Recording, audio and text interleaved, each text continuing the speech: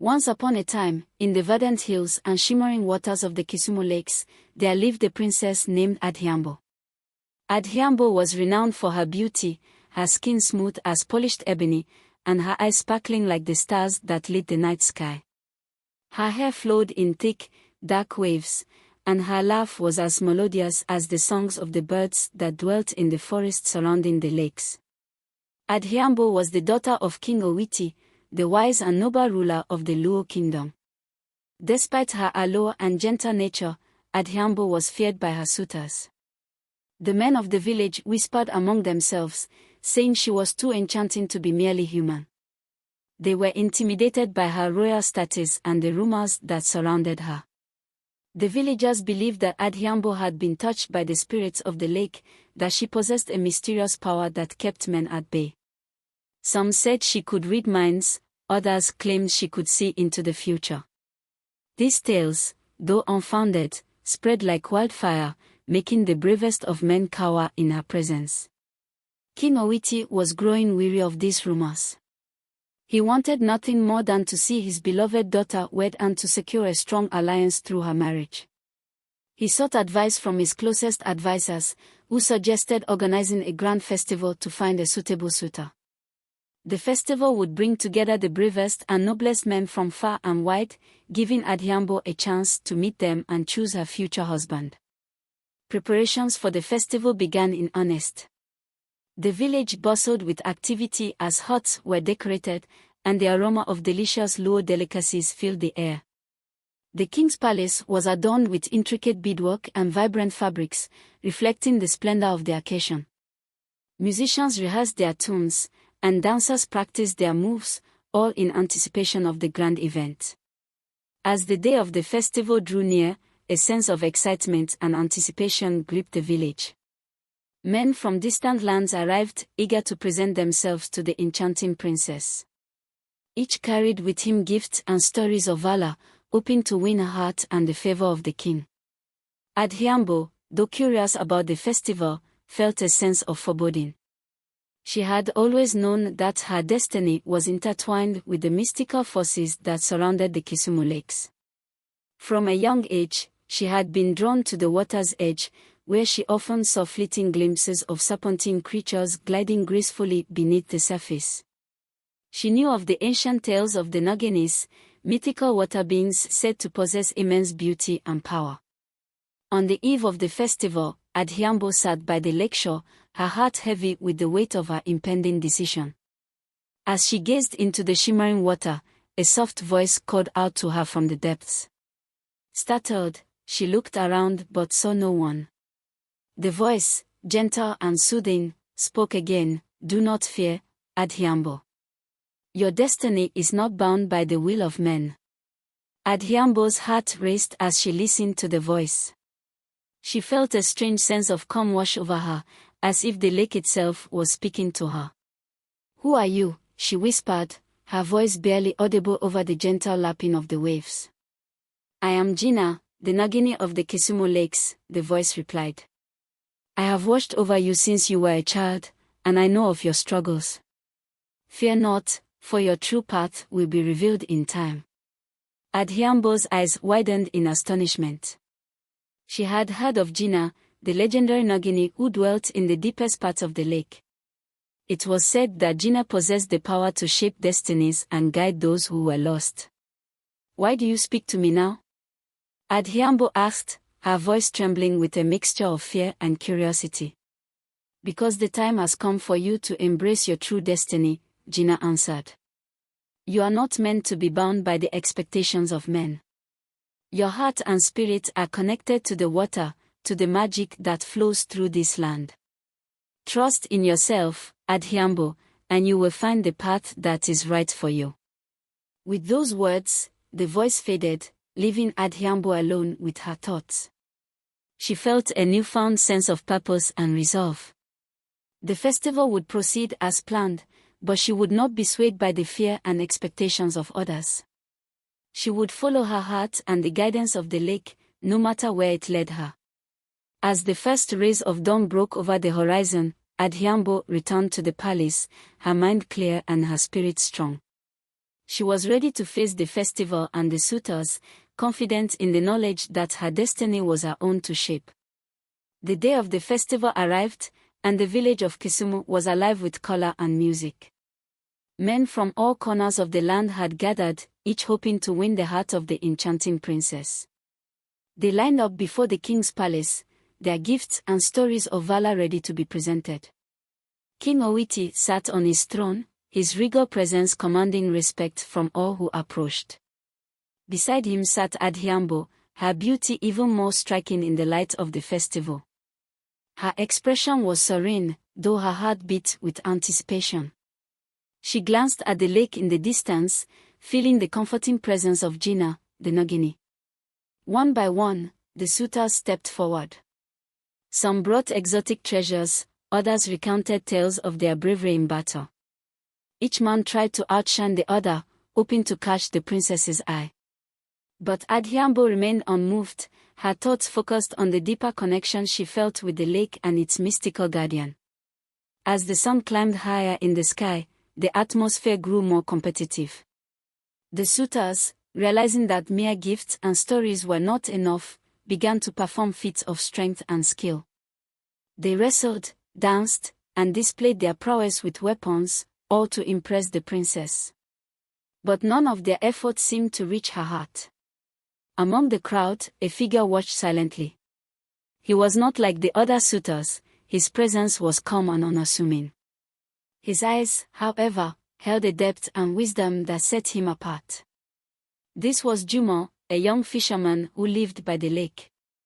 Though he had no wealth or titles, he possessed a quiet strength and an intimate knowledge of the waters that few could match. Jumo had always admired Adhiambo from afar, enchanted by her grace and kindness.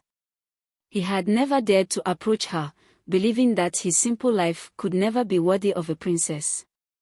But the festival had drawn him to the palace, his heart urging him to take a chance, to follow the mysterious pull he felt towards the princess. As the day wore on, the king began to grow impatient. He had hoped to find a worthy suitor among the many who had come, but none had impressed him enough to win his daughter's hand.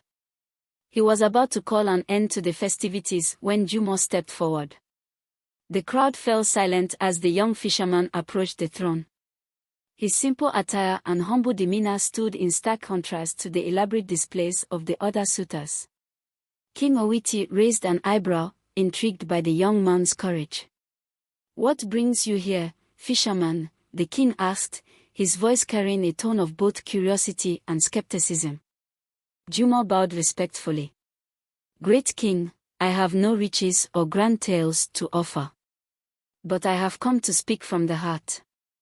I have watched your daughter from afar, not as a princess, but as a person. Her kindness, her connection to the lake, these are the things that draw me to her."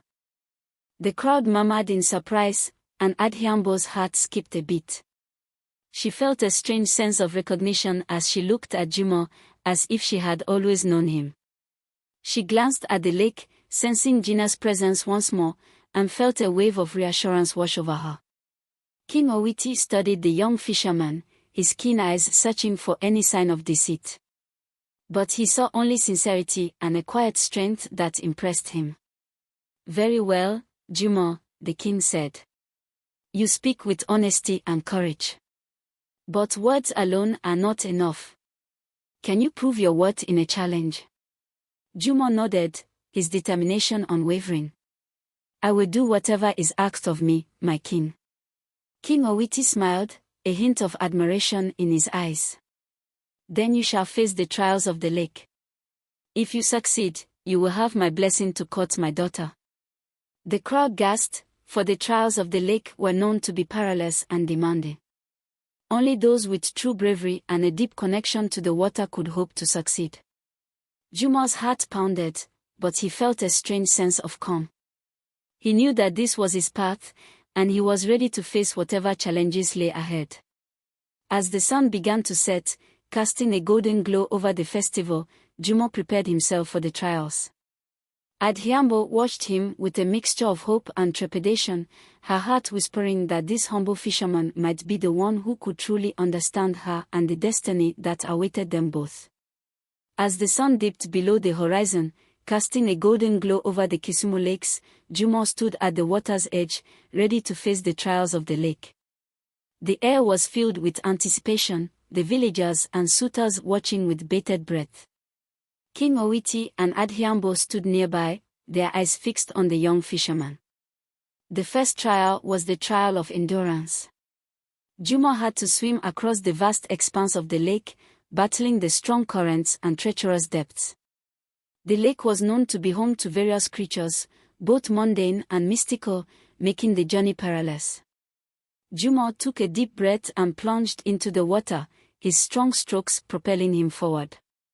As he swam, Jumo felt a strange sense of calm. The water seemed to guide him, the currents aiding rather than hindering his progress. He swam with all his might, pushing through fatigue and doubt. After what seemed like an eternity, he reached the opposite shore, his chest heaving with exertion. The villagers cheered, impressed by his determination and strength. The second trial was the trial of wisdom. Jumo was presented with a series of riddles and challenges that tested his knowledge and cunning. These riddles were designed to confuse and mislead, but Jumo's sharp mind and intimate understanding of the natural world helped him navigate through them. He answered each riddle with precision, his confidence growing with every correct response. The final trial was the trial of courage. Jumo had to face a guardian spirit of the lake, a fierce and majestic creature known as Omieri. Omieri, a serpent-like being, emerged from the depths, her scales glistening in the moonlight. Her eyes, filled with ancient wisdom, bore into Jumo's soul. "Why do you seek the hand of the princess, fisherman?" Omieri's voice was a soft hiss echoing across the water. Jumo stood tall, his voice steady. "I seek her hand not for riches or power, but for the love and connection I feel towards her. I am drawn to her spirit, to the magic of the lake that binds us both. I believe our destinies are intertwined." Omieri studied Jumo for a moment before nodding. "You speak with truth and honor. You have proven your worth. But know this, your path will not be easy. The bond you seek comes with great responsibility." With those words, Omieri vanished beneath the water, leaving Jumo standing alone. The villagers erupted in cheers, their respect for the young fisherman growing. King Owiti, too, was impressed by Jumo's courage and integrity. "Jumo, you have passed the trials of the lake with honor," the king announced. "You have my blessing to court my daughter." Adhiambo's heart swelled with joy. She felt a deep connection with Jumo, a bond that transcended the fears and expectations that had once held her back. She approached Jumo, her eyes shining with gratitude and affection. "You have proven yourself, Jumo," she said softly. "I am honored to know you." Jumo bowed his head. "The honor is mine, Princess Adhiambo." The news of Jumo's success spread quickly, and preparations for the wedding began in earnest. The villagers were filled with excitement, eager to celebrate the union of their beloved princess and the humble fisherman who had won her heart. As the day of the wedding approached, Adhiambo felt a mixture of happiness and uncertainty. She knew her destiny was linked to the mystical forces of the lake, and she wondered what path lay ahead for her and Jumo. She returned to the lakeshore, seeking the guidance of Gina, the Nagini. "Gina," Adhiambo called softly, her voice carrying over the water. "I need your counsel." The water shimmered, and Gina's gentle voice replied, "Fear not, Adhiambo. You are on the right path. Your union with Jumo is blessed by the spirits of the lake. But there is more you must understand." Adhiambo listened intently as Gina continued. "Jumo is not just a fisherman. He carries the blood of the Nagini in his veins. He is destined to become one with the water, to protect and guide the lake as its guardian. Together, you will bring balance and harmony to the land." Adhiambo's eyes widened in realization. "So, Jumo is Yes, Gina confirmed. He is a Nagini, a guardian of the lake. Your marriage will unite the human and mystical realms, bringing peace and prosperity to both. With a renewed sense of purpose, Adhiambo returned to the palace, ready to embrace her destiny. The day of the wedding arrived, and the village was adorned with vibrant decorations. The air was filled with the sounds of music and laughter, the villagers celebrating the joyous occasion. The ceremony took place by the lakeshore, the setting sun casting a golden glow over the water. Adhiambo and Jumo stood before King Owiti, their hands clasped together. The king's voice was filled with pride as he spoke the words that would unite them. By the power vested in me as the king of this land, I declare you husband and wife, King Owiti proclaimed. May your union bring joy and prosperity to our kingdom. As the villagers cheered, Adhiambo and Jumo exchanged vows, their hearts filled with love and determination. They knew their path would not be easy, but they were ready to face it together. After the ceremony, Adhiambo and Jumo walked to the water's edge, hand in hand.